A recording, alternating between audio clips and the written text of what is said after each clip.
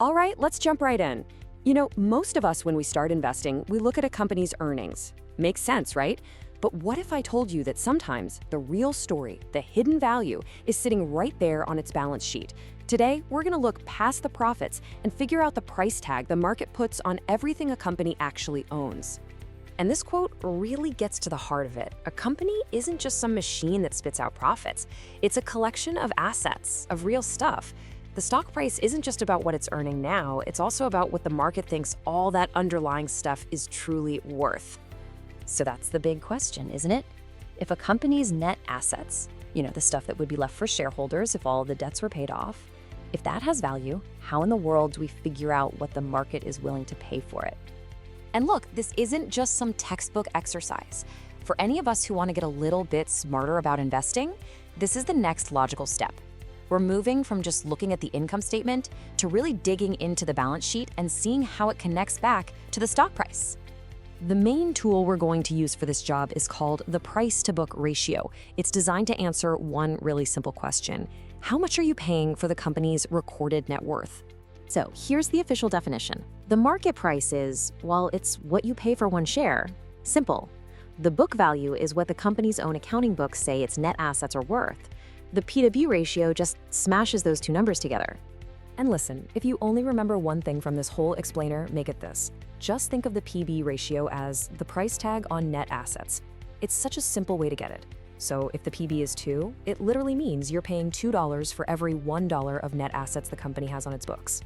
Now the math here, it could not be easier. You just take the current share price and you divide it by the book value per share. That's it. It's a direct comparison between what the market thinks a piece of the company is worth and what the company's own books say it's worth. But hold on, here's where the story takes a sharp turn. Because the formula is so simple, it actually creates this massive trap that a ton of investors fall right into.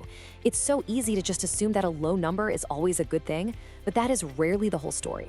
So our source material points out these 3 huge myths that trip people up all the time. Thinking a low PB is an automatic buy can lead you straight into a company with big problems. Believing a high PB means a stock is way too expensive might make you miss out on an incredible business. And just applying it to every company you see, that's just a recipe for disaster.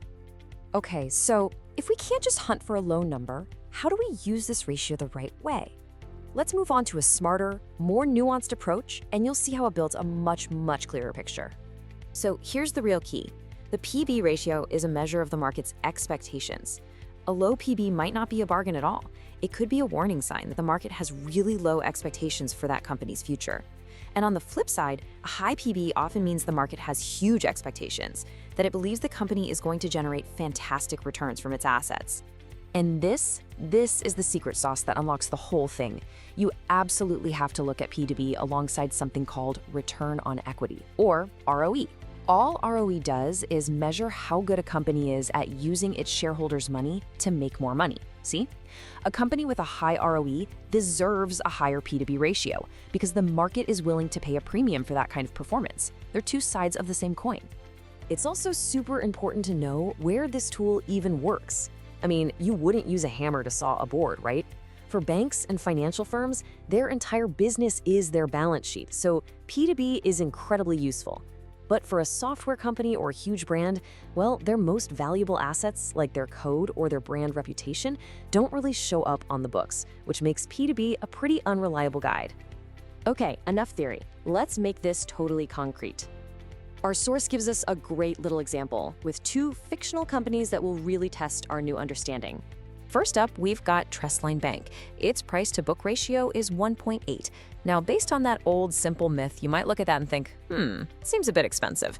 You're paying $1.80 for every dollar of book value. And then we have Granite Works, an industrial company. Its PB is 0.9. Now we're talking. Here, you're paying just 90 pesos for every rupee of book value. This looks like a classic bargain, doesn't it? So the choice is obvious. It's a no-brainer. We snap up Granite Works, right? And here is where it all clicks into place. Trustline trades at a premium, a P/B of 1.8, because the market expects it to generate great returns on its capital. Granite Works, on the other hand, trades at a discount for a reason.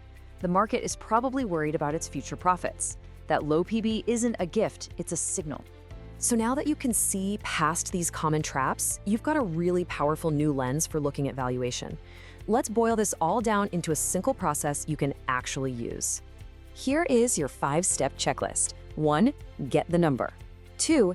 Ask yourself if this is even the right tool for this kind of company. 3. Only compare it to its direct competitors.